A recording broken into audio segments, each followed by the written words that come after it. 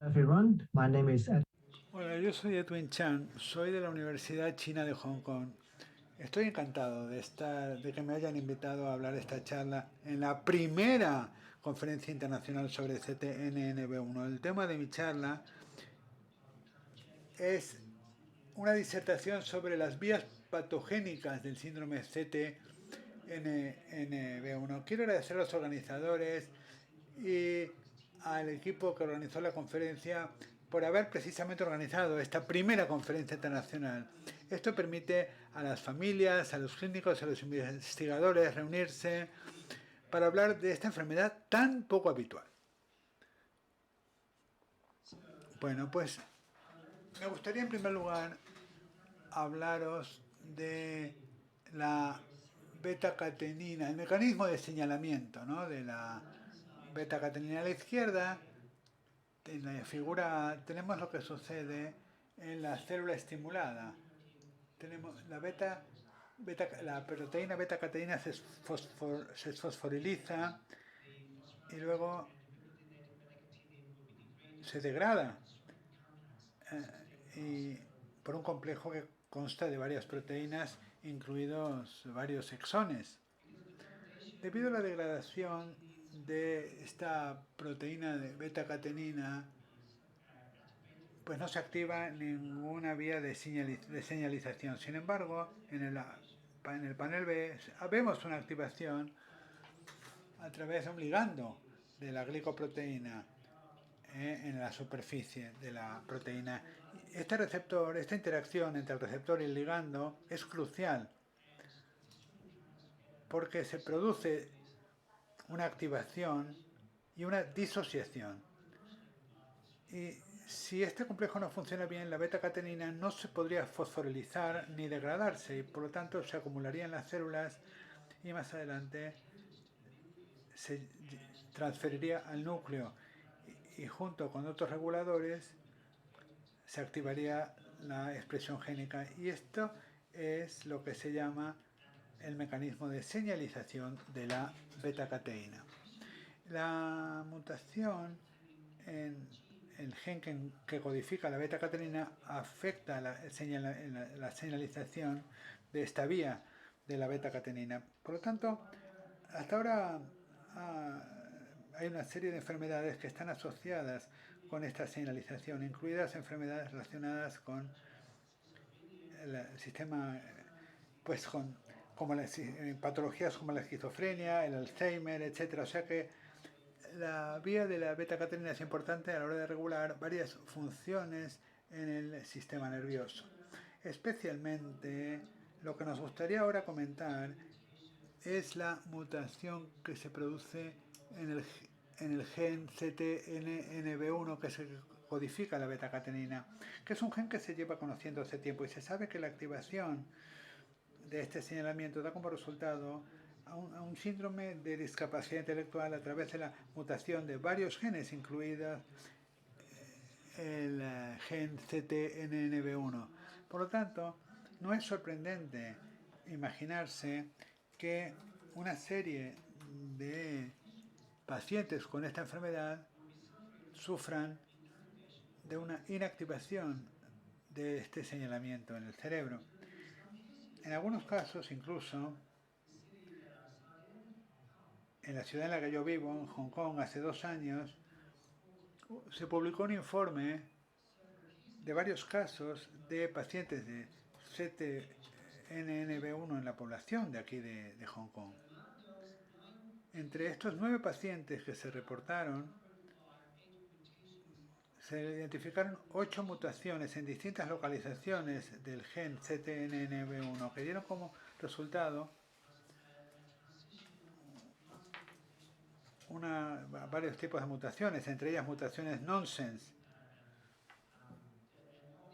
Y todas estas mutaciones afectan la transcripción y la traducción del gen CTNNB1. Y las mutaciones incluían nonsense, frameshift, etc. Añadido a estas 8 mutaciones, ha habido una serie de mutaciones CTNNB1 que ya pues han sido caracterizados como mutaciones típicas de la patología CTNNB1. Esta es una lista de mutaciones y en la parte superior de la imagen lo que vemos es las estructuras del gen, del exón y la correlación entre las mutaciones. Y a lo que vemos en la parte inferior de la imagen es las mutaciones con respecto a los dominios proteínicos de la proteína de beta-cateínina. Las mutaciones en rojo son mutaciones identificadas en pacientes de mi ciudad, y las que se presentan en negro son las mutaciones reportadas por investigadores y clínicos de otras partes del mundo. En general vemos que el número de mutaciones pues atraviesan distintas regiones del dominio de la beta-cateína, pero estas mutaciones básicamente están repartidas en las distintas partes de la proteína, lo cual indica que podría haber múltiples mecanismos patogénicos que gobiernen la patogénesis del síndrome CTNNB1. Debido a este motivo, decidimos investigar la función patogénica, probablemente patogénica, de estas mutaciones, entendiendo que, aunque la inactivación del señalamiento de la beta-cateína debido a la pérdida de función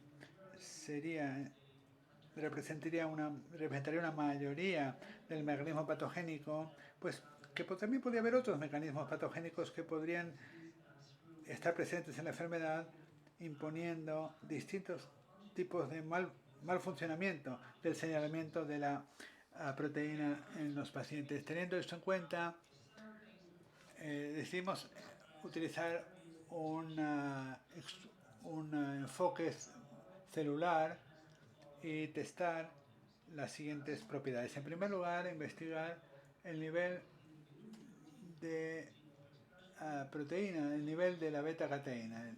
Luego determinar no solamente el nivel de la proteína, sino también la estabilidad de la beta-cateína. Y también investigamos, además de la pérdida de función y los otros mecanismos, si podría haber otros eventos mutacionales, incluso eventos dominantes o eventos dominantes negativos que gobiernan esta mutación.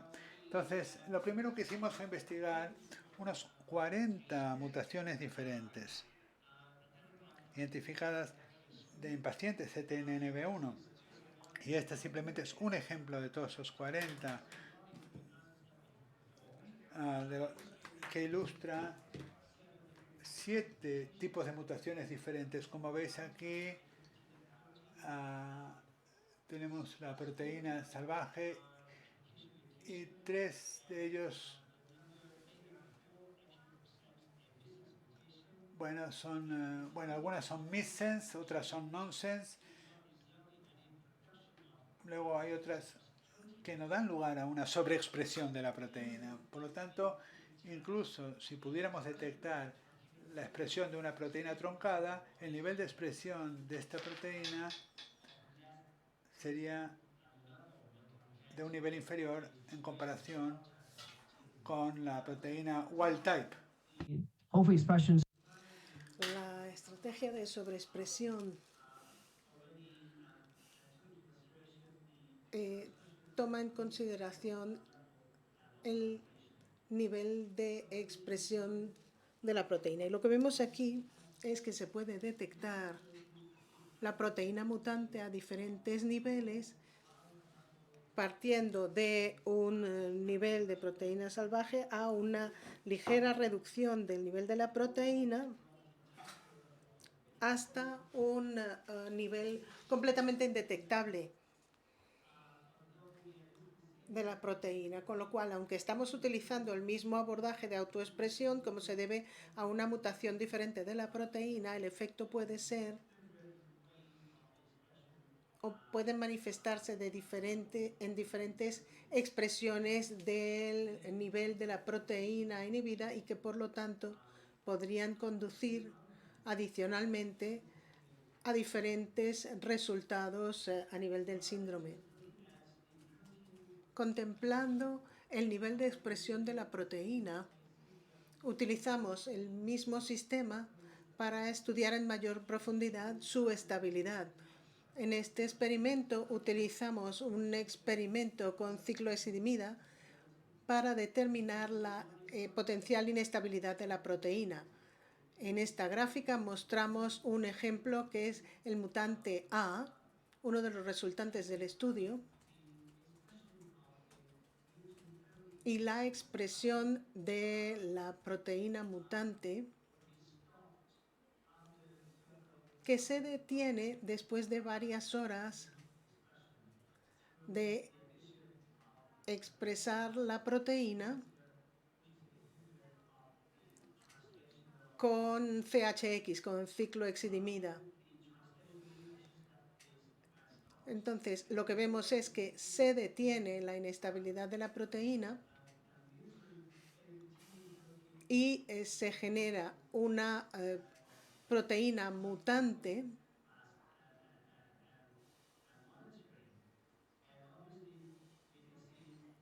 y vemos que después de 24 horas de observación, después de añadir la cicloheximida, ya se ha reducido el nivel de inestabilidad de la proteína en más de 40, casi 50%. Y vemos que esta reducción se mantiene durante las 24 horas siguientes, con lo cual al final del experimento, apenas 40 horas o 48 horas después del uso de cicloheximida, vemos que el mutante A de beta-catenina se ve reducido en comparación con la proteína de control.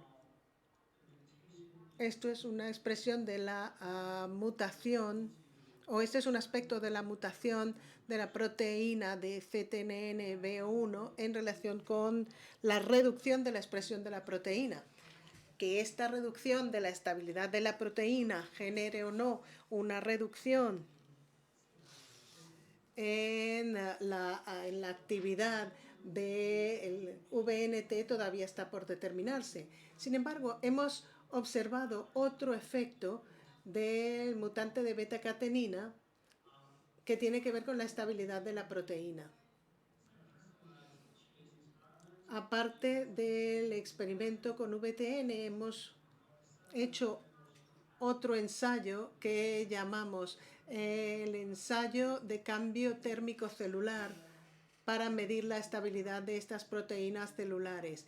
Este ensayo se utiliza para detectar si va a resultar una mutación en una proteína más estable. Cuando la comparamos con la proteína tipo salvaje que aparece en esta gráfica en color azul, el mutante B de beta-catenina tiene una estabilidad mayor a medida que avanza el tiempo. Cuando aumentamos la temperatura de la muestra a una mayor temperatura, hay una mayor tendencia a la desnaturalización de la proteína. Y las mutaciones que favorecen la mayor estabilidad de la proteína, a su vez la protegen y claramente se observa que a 40 grados centígrados o hasta 45 grados centígrados la proteína mutante permanece en el mismo estado nativo en comparación con la proteína salvaje o nativa, que sigue manteniendo el 100%. Por supuesto, la estabilidad de ambos tipos disminuye una vez excedidos los 45 grados, pero entre 40 y 45 grados centígrados, los datos preliminares muestran que la proteína mutante B, beta-catenina, tiene una estabilidad mucho menor por encima de esta temperatura y que un mayor aumento en la temperatura generaría un efecto de VNT hiperactivo y por lo tanto un efecto negativo en los pacientes de CTNNB1. De momento que hasta ahora hemos observado que algunas mutaciones generan la producción de un nivel más alto de proteínas y según este ensayo térmico es posible reducir la estabilidad en estas proteínas y estas diferentes conductas de la proteína en la célula se traducen en resultados clínicos, que es lo que es el estudio que queremos hacer a continuación. La beta-catenina mutante tiene una actividad reconocida en la función celular y lo que queremos hacer es un estudio de transcripción para determinar las funciones específicas de beta-catenina a través de lo que llamamos un ensayo de top flash, que funciona de la siguiente manera. Como vemos a la izquierda, el estado activado de la señal VNT en la beta-catenina generan una degradación de la beta-catenina que a su vez se descompone y se trasloca para activar la expresión del TCP. Si detectamos un factor de transición de TCF, como vemos en la gráfica, ese punto de enlace de TCF se relaciona directamente con la expresión del gen y al aumentar los niveles de la proteína beta-catenina en el núcleo, generaremos un TCF que a su vez aumenta la producción de luciferasa. Un control adecuado sería tener un caso donde el TCF no pudiese enlazar con la beta-catenina producida, con lo cual no se produciría este aumento de luciferasa para utilizarlo como nivel control. Entonces, con este ensayo que llamamos de top flash,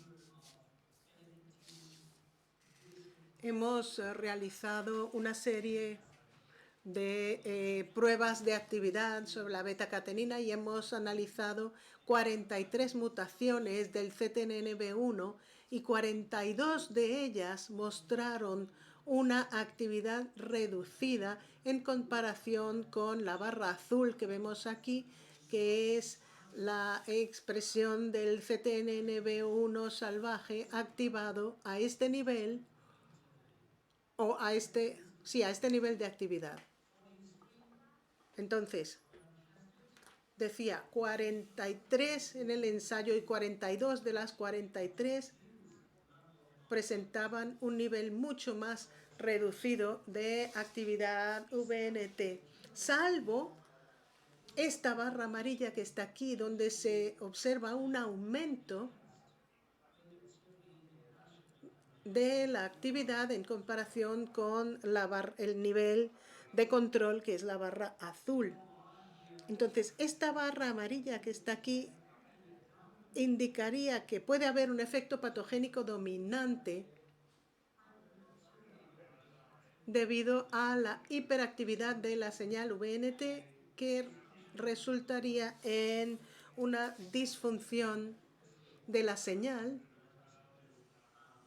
que a su vez daría lugar a mayores trastornos en estos pacientes. Entonces, para estudiar el efecto negativo dominante,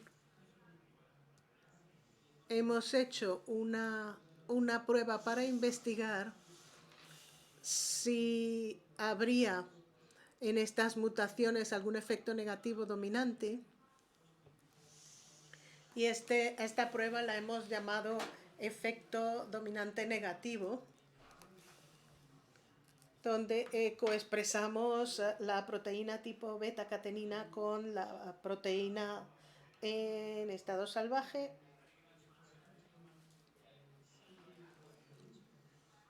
para medir la actividad en CTNNB1 en comparación con el control salvaje, y se observa que hay una actividad reducida que indica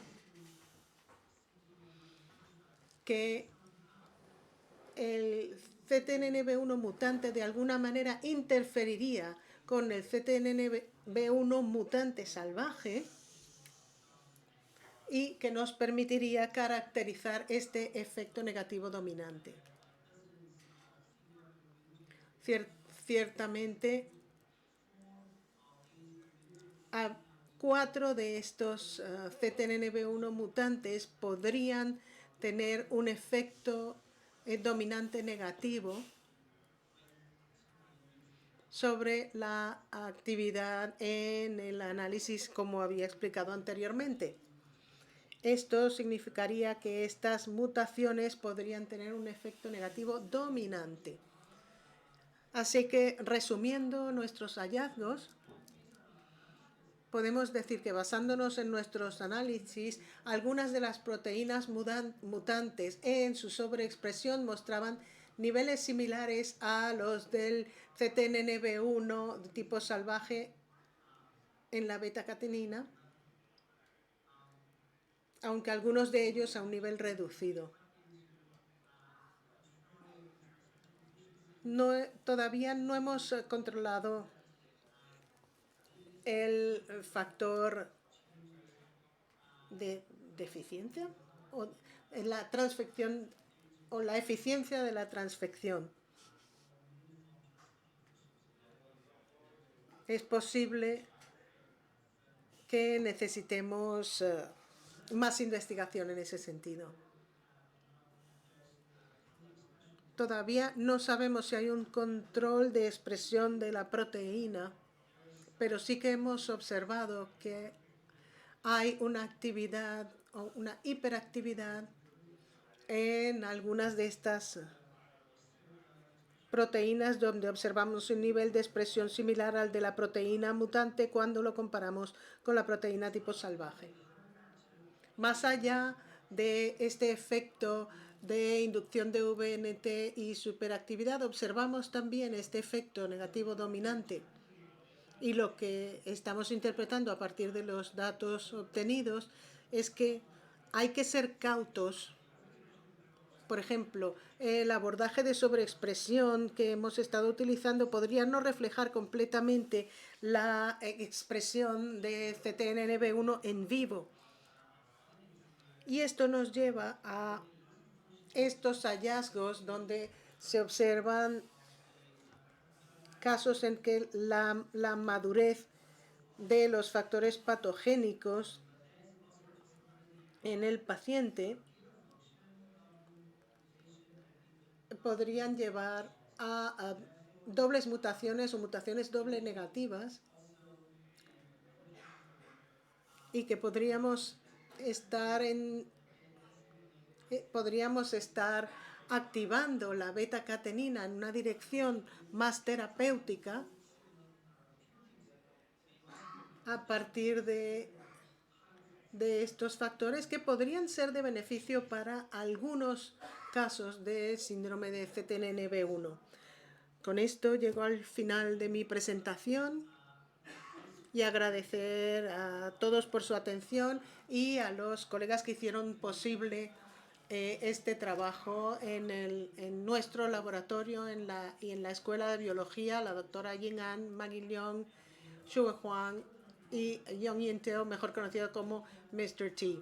Y también a nuestros colaboradores en Eslovenia, en el Hospital de Radikal,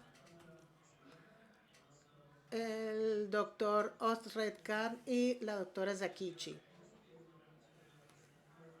Estamos profundamente agradecidos por el apoyo que nos ha brindado la Fundación CTNN-B1 a través de la donación parcial al Centro de Pacientes y Familiares de pacientes de CTNN-B1 en Hong Kong.